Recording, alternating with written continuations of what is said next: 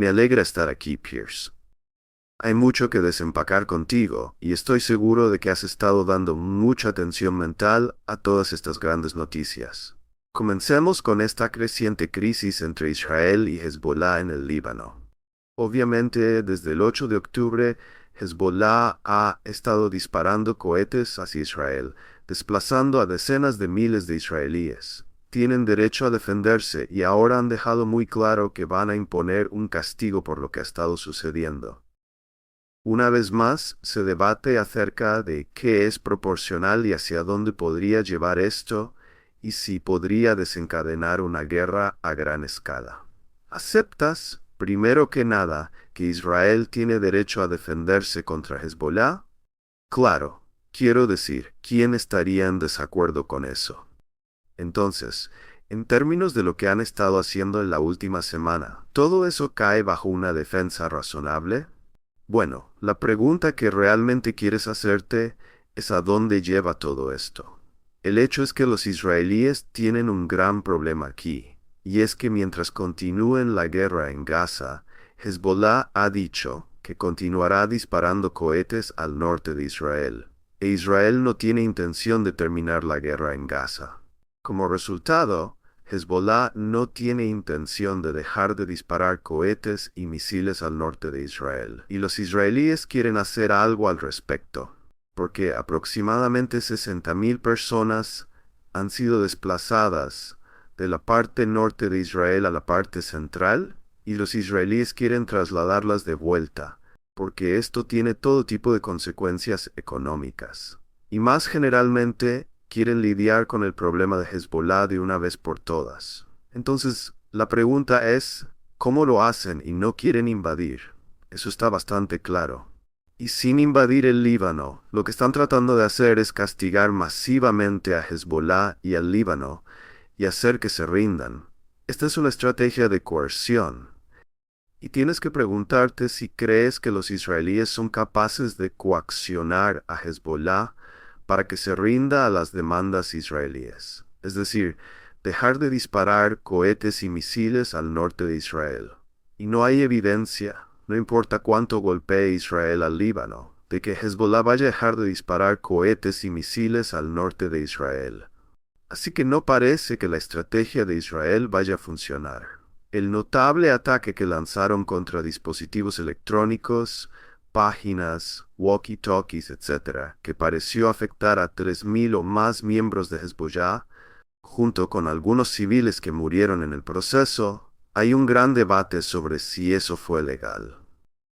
La ley es bastante compleja al respecto, en el sentido de que, por decirlo de alguna manera, trampas explosivas a través de dispositivos electrónicos, si no puedes garantizar que son combatientes enemigos, pero también podrían afectar a civiles. Entonces, podría ser una violación del derecho internacional. Podría ser un crimen de guerra. ¿Qué piensas de eso? Creo que fue un crimen de guerra. Creo que fue una forma indiscriminada de atacar al Líbano o atacar a Hezbollah. Tenían que saber que muchos civiles iban a tener esos localizadores y serían mutilados o asesinados como resultado. Y aunque no hay duda de que los combatientes Hezbollah morirían en el proceso o serían heridos en el proceso, iba a haber, ya sabes, matanza indiscriminada de muchos civiles. Y yo diría que eso es un acto de terror. Pero a Hezbollah no le importa un comino qué civiles israelíes mata cuando lanza sus cohetes. Así que, ¿cuál es la diferencia? Israel tampoco le importa un comino matar a los palestinos en Gaza o matar a civiles en Líbano. La idea de que Israel está haciendo grandes esfuerzos para no matar a civiles y que Hezbollah y Hamas no están haciendo eso simplemente no es un argumento serio.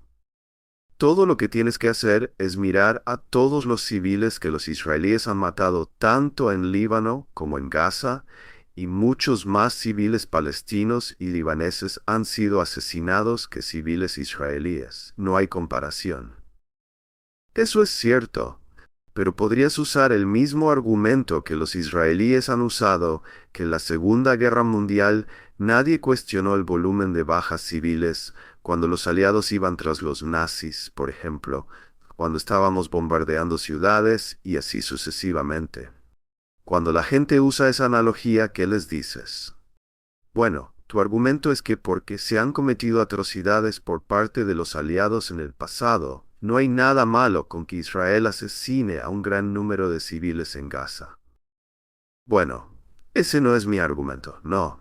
Es un argumento, es un argumento, es un argumento. Bueno, para ser claro, no es mi argumento. Es un argumento que escucho mucho del lado israelí. Que es ¿por qué nos das lecciones cuando nuestra proporción de combatientes terroristas para ellos y para mí? Pero cuando van tras Hamas y ellos creen que están matando a 2 terroristas de Hamas por cada civil que está siendo asesinado, y que esa proporción se compara con cualquier guerra moderna. No creo que puedas mirar las proporciones. Primero que nada, rechazo esa proporción. Pero no creo que tengas que mirar las proporciones para hacer una evaluación de si los israelíes están actuando según las leyes de la guerra o no. Si miras lo que están haciendo en Gaza, está claro para mí que es un genocidio, que realmente están tratando de asesinar a un gran número de palestinos y efectivamente expulsar a los palestinos de Gaza. Este es un caso claro de un Estado Israel persiguiendo la limpieza étnica en Gaza.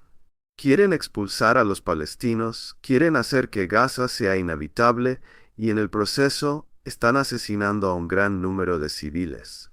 Y es por eso que la Corte Internacional de Justicia dictaminó en enero pasado que hay pruebas suficientes para hacer el caso de que los israelíes están cometiendo plausiblemente un genocidio en Gaza. Lo que ellos dirían es que enfrentan una amenaza existencial alimentada por Irán desde Hamas y Hezbollah, justo en su frontera. Que ni Hamas ni Hezbollah hacen ningún pretexto de presentar una amenaza existencial para Israel. El portavoz de Hamas, dentro de los días posteriores al ataque terrorista del 7 de octubre, dijo descaradamente que queremos seguir haciendo esto tanto como podamos. Cuando tienes un enemigo que públicamente y descaradamente dice que vamos a cometer ataque terrorista tras ataque terrorista contra ti, de esa magnitud, ¿qué más haces cuando esos terroristas operan entre civiles y construyen enormes sistemas de túneles alrededor de ubicaciones civiles? ¿Cómo más realmente vas tras ellos? Bueno, primero que todo, Pierce, la idea de que Hamas o Hezbollah representan una amenaza existencial para Israel no es un argumento serio. Solo toma a Hamas, por ejemplo. No hay forma de que Hamas pueda capturar, por ningún periodo sostenido de tiempo, territorio dentro de Israel. Mucho menos amenazar su supervivencia. Con respecto al hecho de que Hamas está interesado en lanzar ataques terroristas contra Israel, desde el punto de vista de Hamas, esto tiene perfecto sentido, porque los palestinos están básicamente encerrados en una gigantesca prisión al aire libre, y lo que están tratando de hacer es en efecto salir de esa prisión al aire libre. Y una de las formas en que lo hacen es a través de ataques terroristas en Israel. Y esto, por supuesto, es lo que ocurrió el 7 de octubre. No es como si el 7 de octubre hubiera ocurrido en el vacío. No es como si los palestinos en Gaza fueran un grupo de nazis que simplemente estuvieran interesados en cruzar la frontera hacia Israel y asesinar a un gran número de judíos. Los palestinos eran básicamente prisioneros en esta gigantesca prisión al aire libre, y lo que estaban tratando de hacer era salir de esa situación y uno difícilmente puede culparlos.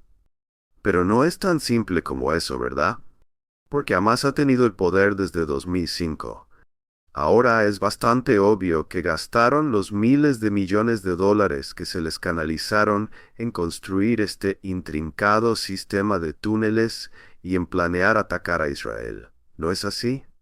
Quiero decir, ya sabes, creo que mucha gente, la gente por la que siento lástima son los palestinos, que no querían estar bajo el que no votaron por ellos, y que podrían reconocer, como muchos de ellos lo habrán hecho, que este era un camino hacia la locura, y lo que hicieron el 7 de octubre La mera escala de ello, quiero decir 8.000 personas o más, fueron asesinadas o heridas en ese ataque. Es uno de los peores ataques terroristas en tiempos modernos. Así que cuando dices que disputas su capacidad de ser una amenaza existencial, bueno, en realidad, si siguieran haciendo ese tipo de cosas y Hezbollah se uniera con mucho más poder de fuego como lo tienen, e Irán creyera que realmente tenían a Israel contra las cuerdas y otros se involucraran también, entonces podría ser una amenaza existencial para Israel. ¿No es así? No, quiero decir, creo que lo que te estás perdiendo aquí es el panorama general. Quiero decir, lo que está sucediendo es que Gaza y Cisjordania son parte de un Israel mayor. Y este Israel mayor es un estado de apartheid, y si miras cómo viven los palestinos en Gaza y los palestinos en Cisjordania, no es de extrañar que estén tratando de rebelarse contra Israel. Si fueras palestino y vivieras en Gaza, puedo descansar. Puedo estar seguro de que estarías resistiendo contra los palestinos, contra los israelíes de la misma manera que lo están haciendo los palestinos. Bueno, ciertamente, no disputo que haya habido una forma de ocupación, y hemos visto evidencia de eso esta semana, cuando el estudio de Al Jazeera en Ramallah es repentinamente cerrado por las FDI. Eso solo puede ocurrir si hay un país ocupante ejerciendo ese tipo de control de república bananera sobre otro pueblo. Quiero decir, así que acepto eso, nunca lo he disputado. Pero sí disputo tu caracterización de la amenaza como no siendo remotamente existencial, dado que los tienes respaldados por Irán, y dado que Hezbollah ciertamente es un grupo de terroristas mucho más peligroso, mejor armado y más poblado que Hamás. Si todos se unieran, creo, y otros se unieran y sintieran que tenían a Israel contra las cuerdas, explica por qué Israel siente lo que siente, cómo Hezbollah o Irán o Hamás son una amenaza existencial para Israel. Explícame. Bueno, cuando tienes decenas de miles de terroristas decididos a cometer atentados terroristas atroces a gran escala, eso es una amenaza existencial. ¿No es así? No, no lo es. No tienes decenas y miles de terroristas. Probablemente hay alrededor de 30.000 combatientes en Hamás y 30.000 combatientes en Hezbollah.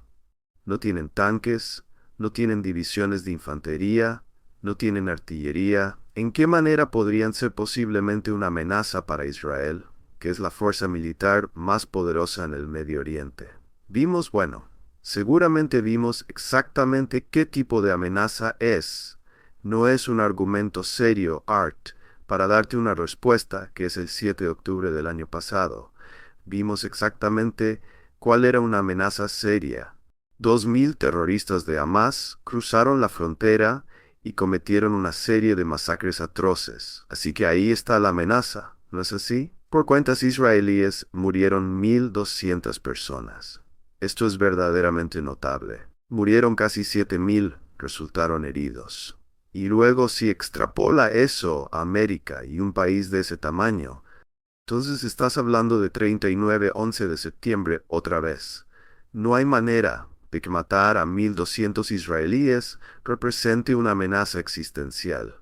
No hay manera de que Hamás represente una amenaza existencial, o que incluso Hezbollah e Irán representen una amenaza existencial. ¿Cómo es que Irán, de alguna manera significativa, va a amenazar la supervivencia de Israel? Al alimentar este tipo de terror, quiero decir, la implicación de lo que estás diciendo es, ¿estarías feliz entonces de haber permitido que Hamás simplemente permaneciera en el poder? ¿Estarías feliz ahora si quisieran permanecer en el poder? Escucha, creo que desde el punto de vista israelí, no quieres que Hamás esté en el poder, aunque te señalaré que Benjamín Netanyahu estaba perfectamente feliz de tener a Hamás en el poder el 7 de octubre. Estoy de acuerdo, para ser claro, pero entiendo por qué no lo quiere en el poder ahora. Sí, entiendo eso, pero él habla de derrotar a Hamás en Gaza y no ha derrotado a Hamás en